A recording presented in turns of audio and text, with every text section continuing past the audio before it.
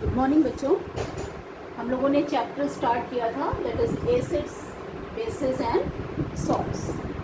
कल हमने आपको स्लाइड्स के थ्रू समझाया कि एसिड्स क्या होते हैं और इंडिकेटर्स से आप क्या समझते हैं। ठीक है, इंडिकेटर्स वो सब्सटेंसेस हैं जिनको डालकर हम उनके कलर रिस्पॉन्सेज से या फिर उनके स्मेल रिस्पॉन्सेज से ये समझते हैं कि वो एसिड है कि बेस है।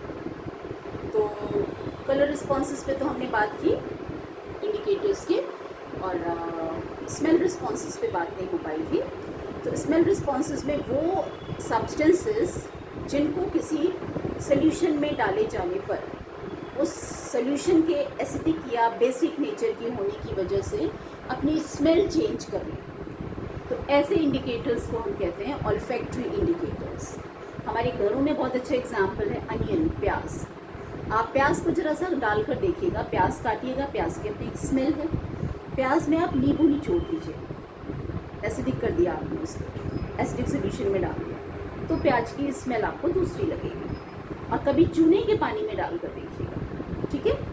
और तो कोई बेस हमको घर में जल्दी मिलता नहीं है, तो चूने के पानी में डालकर देखिएगा। वैसे अदरक वगैरह भी, लहसुन वगैरह भी वो भी है, तो आप देखिएगा प्याज का टेस्ट अदरक लहसुन के साथ दूसरा आता है और उनके साथ नींबू के साथ दूसरा आता है। ठीक है, ये बहुत अच्छा रिस्पॉन्स देखना, तो चूने के पानी में डाल के देखना, तो आप देखोगे कि चूने के पानी में प्याज का स्मेल दूसरा है और नींबू के पानी में, नींबू जूस में, लेमन जूस में उसका स्मेल दूसरा है। इसका मतलब ये एक ऑल्फैक्टरी इंडिकेटर है जो कि मीडिया बदलने के साथ एसिडिक सोल्यूशन में और बेसिक सोल्यूशन में डिफरेंट स्मेल दिखाता है, डिफरेंट ओडर दिखाता है। ठीक है, इसी तरह से वेनिला एसेंस भी होता है। वेनिला एसेंस हम केक वगैरह बनाने में खूब डालते हैं, कस्टर्ड्स में देखते हैं। तो वेनिला एसेंस भी जो है उसमें भी एसिडिक मीडियम में अलग स्मेल होता है और बेसिक मीडियम में अलग स्मेल होता है। तो ये ऑल्फैक्टरी इंडिकेटर हो गया। अब हम शुरू करते हैं एसिड से। कल भी हमने थोड़ा ब्रीफ किया था, आज हम आपको और फिर समझाते हैं। तो एसिड्स की डेफिनेशन तो सभी बच्चों को क्लियर है। वो सब्सटेंस, अच्छा एक चीज़ और है कि जो मैंने पीडीएफ आपको भेजा है उसमें कॉन्जुगेट एसिड, कॉन्जुगेट बेस और लुईस और लाउरीज कॉन्सेप्ट वगैरह भी है। बच्चों आपके सिलेबस में खाली अर्हीनियस कॉन्सेप्ट है, ठीक है। तो जो लाउरीज कॉन्सेप्ट है कि H+ देने वाले को एसिड और H+ लेने वाले को बेस कहते हैं, इस कॉन्सेप्ट को अगर आप इग्नोर भी कर दें तो कोई फ़र्क नहीं पड़ता, या आपके लेवल पे नहीं पूछा जाएगा। कुछ क्वेश्चंस आए, गर्ल्स आप लोग भी थोड़ा क्वेश्चंस कीजिए, बॉयज़ की ओर से तो कुछ क्वेश्चंस आते हैं और हम रिस्पॉन्स भी करते हैं, क्योंकि ग्रुप अलग है तो आप उससे गो थ्रू भी नहीं हो पाते। और क्वेश्चंस जो भी पूछो वो ग्रुप में पूछो, क्योंकि उससे फ़ायदा ये होगा कि सभी बच्चों को उसका फ़ायदा होगा। जिसने उस पॉइंट ऑफ व्यू से उस चीज़ को नहीं सोचा उसको भी उसका फ़ायदा होगा। हाँ, तो हम फिर से वापस आ रहे हैं कि एसिड्स, हमको अर्हीनियस का जो कॉन्सेप्ट है एसिड और बेस के लिए वो डिस्कस करना है। तो अर्हीनियस कॉन्सेप्ट के हिसाब से वो सब्सटेंसेस जो पानी में डाले जाने पर अपने में से H+ निकालें वो एसिड होती है। अब होता क्या है कि एसिड ने H+ निकाला, ये पानी है, पानी में क्या बैठा हुआ, पानी में मतलब उसके पास बहुत सारे H2O। अब हमने कोई एसिड डाला, HCl डाला या कुछ भी डाला, तो ये जब एसिड गया पानी में तो उसने अपने में से क्या निकाल दिया, H+ निकाल दिया। अब ये H+ जैसे ही निकलता है, ये जो पानी होता है, ठीक है, पानी के पास 2 नॉन बॉन्डेड इलेक्ट्रॉन्स होते हैं पेयर, ये क्या करता है, ये H+ इस पानी पे बैठ जाता है। तो पानी किस में बदल जाता है, H3O+ में। आपको इसमें उलझने की ज़रूरत नहीं है, पानी किस में बदल गया, H3O+ में। और इसको पढ़ते हैं हाइड्रोनियम आयन। क्या पढ़ते हैं, हाइड्रोनियम आयन। तो जो लेटेस्ट डेफिनेशन है एसिड की वो ये है कि वो सब्सटेंसेस जो पानी में डाले जाने पर अपने में से हाइड्रोनियम आयन प्रोड्यूस करते हैं, उनको हम क्या कहते हैं, एसिड कहते हैं। तो कुछ बुक्स में H+ आयन लिखा होगा और आपकी टेक्स्ट बुक में हाइड्रोनियम आयन लिखा होगा, क्योंकि जो लेटेस्ट कॉन्सेप्ट है वो हाइड्रोनियम आयन का ही कॉन्सेप्ट है। So this is about the definition of acid. अब हम बेसिकली डिस्कस करेंगे प्रॉपर्टीज ऑफ एसिड्स। अब क्या डिस्कस करने जा रहे हैं, प्रॉपर्टीज ऑफ एसिड्स। 2 प्रॉपर्टीज तो क्लियर हैं, एसिड्स सार इन टेस्ट होते हैं, नींबू खट्टा होता है, इमली खट्टी होती है, आम खट्टा होता है ना। तो एसिड्स आर सार इन टेस्ट, खट्टे, और ये ब्लू लिटमस को रेड में चेंज कर देते हैं। ये छोटी क्लासेस से पढ़ते आ रहे प्रॉपर्टीज की बात करेंगे। एसिड का केमिकल रिएक्शन कैसे होता है, आपके सिलेबस के हिसाब से हम अगली 4 प्रॉपर्टीज डिस्कस करेंगे। Reaction of acid with metal, ठीक है, reaction of acid, reaction of acids with metals, ठीक है। और फिर हम डिस्कस करेंगे reaction of acids with base, reaction of acids with basic oxide, फिर हम डिस्कस करेंगे reaction of acids with carbonate and bicarbonate. ये हमारा शायद नेक्स्ट लेक्चर में जाएगा कि आज का स्ट्रेस तो हमारा इसी पे रहेगा, reaction of acid with metals. काफ़ी महीन टॉपिक है, मतलब इसमें छोटी छोटी बातों को आपको अच्छे से समझना है। तो reaction of base with acid या reaction of acid with basic oxide, इन चीज़ों पर हम बाद में जाएंगे, ठीक है। वैसे हम शॉर्ट में आपको हेल्प कर दें। आपने सबने पढ़ा है एसिड और बेस का रिएक्शन होता है तो क्या बनता है, सॉल्ट और वाटर। ऐसे ही एसिड और बेसिक ऑक्साइड का रिएक्शन होता है तो भी सॉल्ट और पानी ही बनता है। तो ये दोनों रिएक्शन न्यूट्रलाइजेशन रिएक्शन, तो छोटे स्टैंडर्ड में भी आपने पढ़ी हुई है, उदासीनीकरण अभिक्रिया पढ़ा है ना, न्यूट्रलाइजेशन रिएक्शन, ये हम डिस्कस करेंगे। और एक चीज़ और है कि जो प्योर वाटर होता है उससे होके करंट पास नहीं होती। तो प्योर वाटर में अगर ड्रॉप्स ऑफ एसिड या ड्रॉप्स ऑफ बेस डाल दिया जाता है तो वाटर कैसा हो जाता है, कंडक्टिव हो जाता है। तो ये भी एक एसिड का गुण है, acid makes the solution electric conductor. तो ये सब कुछ है चैप्टर का सारा आपका एसिड टॉपिक में। बट आज का हमारा स्ट्रेस किस पे है, ये आप पॉज करके नोट कर लेना। पर आज का जो हमारा स्ट्रेस है, जो डिस्कशन का स्ट्रेस है, वो किस पे है, that is reaction of acid with metal. तो प्रॉपर्टी ऑफ एसिड्स में हम थर्ड प्रॉपर्टी डिस्कस करेंगे, reaction of acids with metals. बहुत इंपॉर्टेंट है, इस चैप्टर में समझ लीजिए, बस सबसे इंपॉर्टेंट चीज़ ये। तो एसिड्स मेटल से कैसे रिएक्ट करते हैं। जनरली जो सब एसिड्स होते हैं, बहुत सारे नाम आपके सामने आते हैं, sulphuric acid, hydrochloric acid, nitrous acid, sulphurous acid, acidic acid, formic acid, बहुत कुछ आएगा।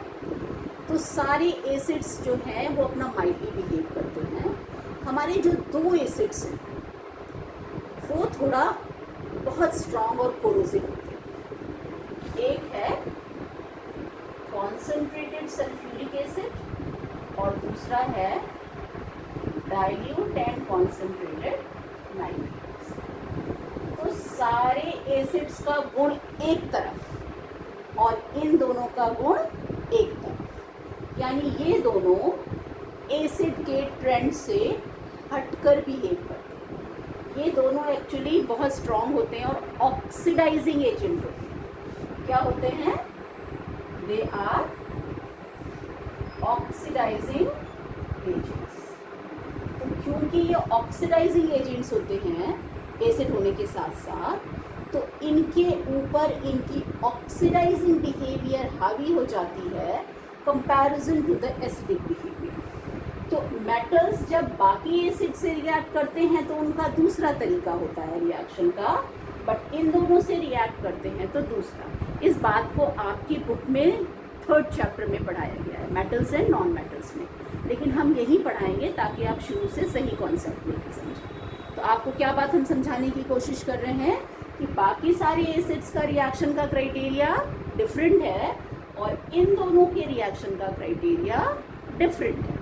तो हम आपको 3 फॉर्मेट बताएंगे, एक बाकी एसिड्स के साथ, एक इनके साथ, एक इसके साथ और एक इसके साथ, ठीक है। तो आप ध्यान रखोगे, कंफ्यूज नहीं होना। जनरली मेटल्स किसी भी एसिड के साथ रिएक्ट करते हैं, इन दोनों को छोड़कर बाकी सारे एसिड्स जो है वो चाहे अपने डाइल्यूट फॉर्म में हो चाहे अपने कॉन्सेंट्रेटेड फॉर्म में हो, वो अगर मेटल्स से रिएक्ट करते हैं तो मेटल्स के साथ अपना मेटल सॉल्ट बनाते हैं और हाइड्रोजन गैस निकालते हैं, ठीक है। तो हमारा फर्स्ट फॉर्मेट क्या है, ए फॉर्मेट, एसिड्स, कौन सा, other than that, other than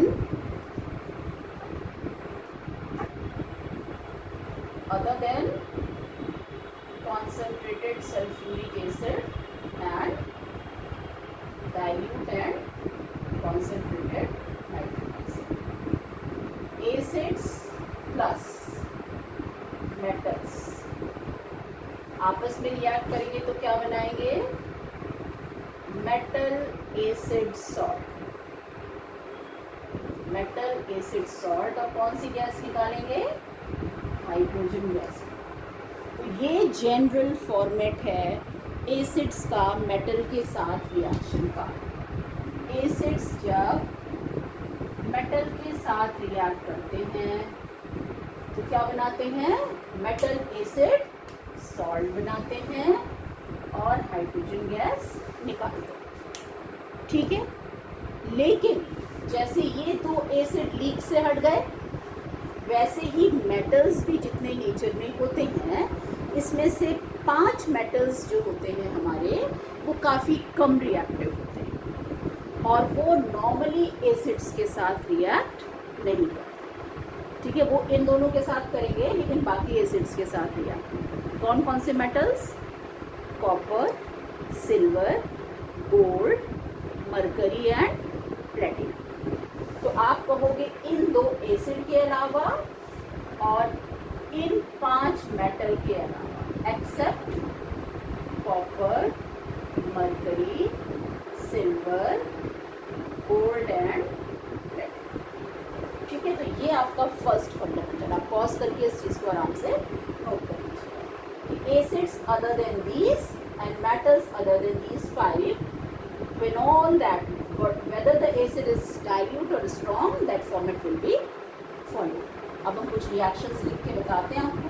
जैसे मान लीजिए डाइल्यूट HCl है प्लस जिंक, ठीक है, कॉन्सेंट्रेटेड HCl प्लस जिंक, हम जिंक के साथ ही लिखते हैं, डाइल्यूट H2SO4 प्लस जिंक और कॉन्सेंट्रेटेड H2SO4 प्लस जिंक। आपको क्या समझ में आया, कहाँ पर क्राइटेरिया नहीं फॉलो, यहाँ पर ये पैटर्न नहीं फॉलो होगा, कोई और पैटर्न फॉलो होगा। अभी कौन सा पैटर्न फॉलो होगा वो बाद में, बट इन तीनों में कौन सा पैटर्न फॉलो होगा, ये पैटर्न फॉलो। तो HCl और जिंक होगा तो मेटल एसिड सॉल्ट यानी zinc chloride plus hydrogen gas, हम बैलेंस नहीं कर रहे हैं, बैलेंस कर रहे हैं, प्रोक्लोरीन तो आगे बोला 2H2 यानी H2, HCl प्लस जिंक, यहाँ भी रिएक्शन तेज होगी, वही रिएक्शन होगी, बस क्या होगी, ये फास्ट होगी, बहुत तेजी से हाइड्रोजन गैस होगी। यहाँ भी होगी बिकॉज डाइल्यूट सल्फ्यूरिक एसिड है, हमने क्या कहा था, concentrated, there also ZnSO4 plus hydrogen gas will be formed. But in this case the pattern changes.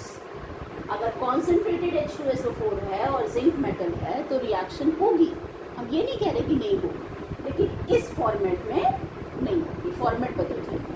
Format क्या बदल जाता है, ये ऑक्सीडाइजिंग एजेंट है, तो ये जो हाइड्रोजन गैस निकलती है इसको ऑक्सीडाइज कर देता है, ये हाइड्रोजन गैस को ऑक्सीडाइज कर देता है यानी पानी बना देता है। और हाइड्रोजन गैस को हमने कल भी समझाया था, जब रॉक्स पढ़ाया था परसों नर्सों में, तो वो सब्सटेंस किसी और को तो ऑक्सीडाइज कर देगा लेकिन क्या करेगा, खुद रिड्यूस हो जाएगा। तो ये क्या करेगा, सल्फ्यूरिक एसिड H2 को तो ऑक्सीडाइज करके पानी बना देगा और खुद SO2 में बदल जाएगा। तो ये जब रिएक्ट करेगा तो बनाएगा ZnSO4 मेटल एसिड सॉल्ट, और हाइड्रोजन गैस क्या होगी, ऑक्सीडाइज होके पानी बन गई और खुद ये किस में बदल गया, SO2। So this is the reaction, ठीक है। अब हम कुछ बदल दें, अब हम यहाँ पर कॉपर कर दें, हम यहाँ पर मैग्नीशियम कर दें, हम यहाँ पर मरकरी कर दें। पहले पॉज करके आप अपना सोच लेना, फिर थोड़ी देर बाद मेरा आंसर देखना। अब इतने के बाद पॉज करो और पॉज करके अपना लिखो तुम क्या सोचते हो, ठीक। और उसके बाद जब अपना लिख लेना, सोच लेना, तो फिर वीडियो चलाना, फर्दर प्ले करना और देखना कि क्या होगा। क्या होगा, हमने कहा कि एसिड्स के साथ सारे मेटल रिएक्ट करेंगे अदर देन दैट, तो ये वाले मेटल्स इसके साथ रिएक्शन नहीं करेंगे, तो आप क्या लिखोगे, नो रिएक्शन। यहाँ पर रिएक्शन होगी क्योंकि ये एसिड भी है, ये नहीं है, और ये मैग्नीशियम भी रिएक्ट करता है, तो क्या बनेगा, मैग्नीशियम क्लोराइड और हाइड्रोजन गैस निकलेगी। What will happen here, mercury dilute sulphuric acid के साथ रिएक्शन कॉज नहीं। तो ये हो गया, तो ये आपने फर्स्ट फंडामेंटल समझा। Acids other than that reacts with metals other than these and forms the metal acid salt plus hydrogen gas। कल हम आपको क्वेश्चंस भेजेंगे, ठीक है, और आप ट्राई, बहुत सारे हम रिएक्शंस पे क्वेश्चंस भेजेंगे और आप उसको सॉल्व करके रखना, और फिर कुछ देर बाद हम आपको आंसर भेजेंगे, ठीक है। अब हम दूसरा फॉर्मेट डिस्कस करते हैं। हमने कहा था ना कि कॉन्सेंट्रेटेड सल्फ्यूरिक एसिड और डाइल्यूट और कॉन्सेंट्रेटेड नाइट्रिक एसिड का रिएक्शन पैटर्न डिफरेंट है, तो क्या है रिएक्शन पैटर्न उनका देखें। ई रिएक्शन पैटर्न हम देख लें, एसिड हम देख लें कॉन्सेंट्रेटेड सल्फ्यूरिक एसिड। कॉन्सेंट्रेटेड अगर सल्फ्यूरिक एसिड है तो वो सभी मेटल्स से रिएक्ट करेगा सिवाय गोल्ड और प्लेटिनम, एक्सेप्ट गोल्ड और प्लेटिनम किसी भी एसिड से रिएक्ट नहीं करती, और ये क्या बनाएगा, मेटल सल्फेट प्लस, अभी बताया हाइड्रोजन गैस किसमें बदल जाएगी, ऑक्साइड हो जाएगी H2O में, और सल्फर का क्या निकलेगा, ठीक है। सी पैटर्न हम डिस्कस करते हैं, dilute HNO3 plus metals accept gold and,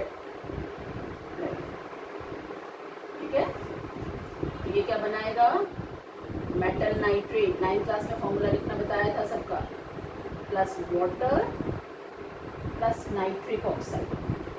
mostly nitric oxide निकलता है, कभी कभी नाइट्रस ऑक्साइड या अमोनिया भी निकल सकता है, बट जनरली यही निकलता है NO।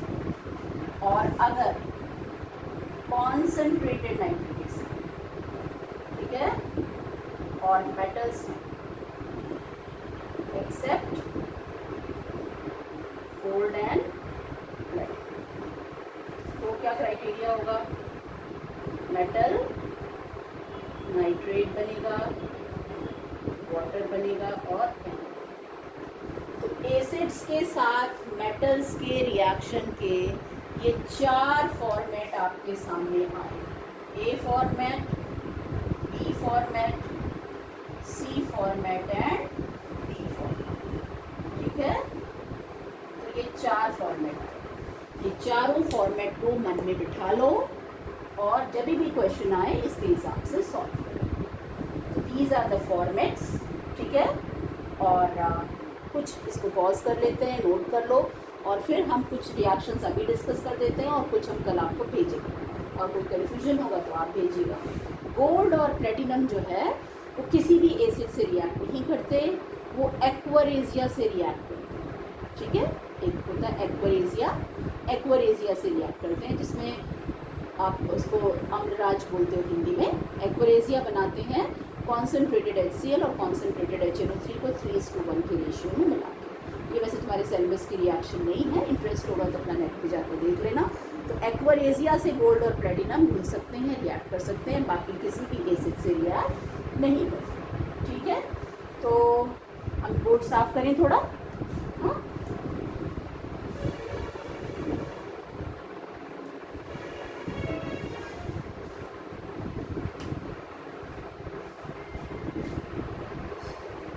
अब हम कुछ रिएक्शंस लिख रहे हैं। कॉन्सेंट्रेटेड